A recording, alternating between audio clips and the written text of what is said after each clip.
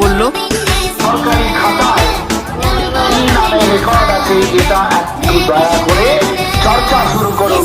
দয়া করে এটা আপনারা যদি উল্টো কিছু থাকে সংশোধন করানোর ব্যবস্থা করুন। আমি যতদূর জানি এইদিকেও যেমন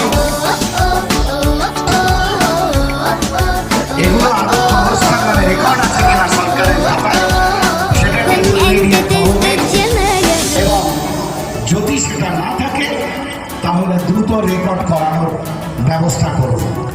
6 মাসের মধ্যে কিন্তু 1 মাস চলে গেছে। أتقبلهم الناس لست أقلدهم إلا بما يرضيني এখন আমরা ভাইজানের কাছ থেকে তার মূল্যবান কথা মূল্যবান পরামর্শ আমরা শুনবো। ও আচ্ছা চলো পুষ্পস্তবক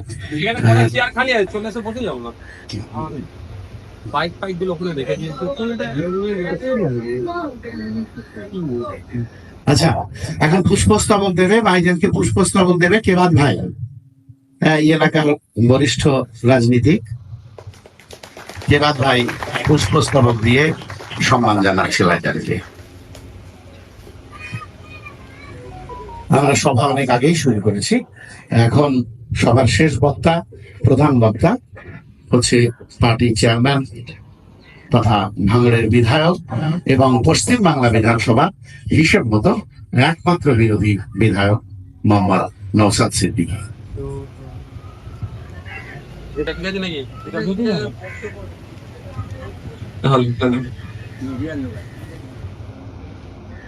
ধন্যবাদ জানাবো বিশ্ব অঞ্চল কমিটিকে। যখন রক্তের প্রয়োজন, মুমূর্ষু রোগীরা রক্ত পাচ্ছে না, থ্যালাসেমিয়া রোগে যারা আক্রান্ত তাদের প্রায় রক্তের প্রয়োজন হয়, এই গ্রীষ্মকালে প্রচন্ড রক্তের তাদের প্রয়োজন হয়। ব্লাড ব্যাংক গুলো যখন প্রায় শূন্য, সেই সময় তারা উদ্যোগে আক্রমণ শুধু কাশ্মীরের মানুষকে ক্ষতবিক্ষত করেনি বা ওই 26-27টি পরিবারকেও ক্ষতবিক্ষত করেনি। আপামার 140 কোটির অধিক যে আমরা মানুষ আছি, আমাদের বুকে তারা আঘাত দিয়েছে। এর বিরুদ্ধে আমাদেরকে ঐক্যবদ্ধ হয়ে লড়াই করতে হবে। চিরতরের জন্য এই সন্ত্রাসবাদকে দেশ থেকে নির্মূল করতে হবে। এটা আমাদের কাছে একটা বড় চ্যালেঞ্জ। এই চ্যালেঞ্জ আমাদেরকে নিতে হবে। আপামার জনগণকে একসাথে নিয়ে আওয়াজ তুলতে হবে সন্ত্রাসবাদ নির্মূলের জন্য। কিন্তু কোশ্চেনটা কাকে করবেন? আপনার পাড়ার চায়ের দোকানদার তাকে করবেন, না দেশ পরিচালনার দায়িত্ব আছে তাকে করবেন? আগে ডিসাইড করতে হবে আপনাকে। কাকে প্রশ্ন করছে? যে ঠেলাওয়ালা তাকে গিয়ে প্রশ্ন করছে সন্ত্রাসবাদী হামলা হলো কেন? একজন রং মিস্ত্রিকে গিয়ে জিজ্ঞাসা করছে।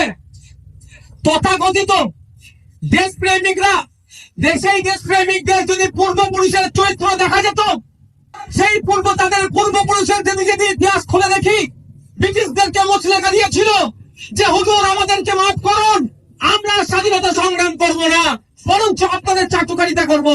তারা আজকে গিয়ে দেশপ্রেমিকের সার্টিফিকেট বিলি করছে। প্রশ্ন করার দায়িত্ব ছিল, প্রশ্ন করা দরকার সরকারকে, প্রশ্ন করতে হবে মোদীকে, প্রশ্ন করতে হবে অমিত শাহকে, যে এত বড় সন্ত্রাসবাদী কাণ্ড ঘটে গেল, তোমাদেরকে জবাব দিতে হবে। তার পরিবর্তে চায়ের দোকানে গিয়ে বলছে এটা নয় সেটা নয়, জ্ঞান বন্টন বিলি বন্টন করছে। চায়ের দোকানদার কি করবে? ওই ঠেলাওয়ালা কি করবে? ওই রিক্সাওয়ালা কি করবে? ওই দিন মজুরে যিনি কাজ করেন তিনি কি করবেন? করার দায়িত্ব তো অমিত শাহ, করার দায়িত্ব হচ্ছে মোদীর।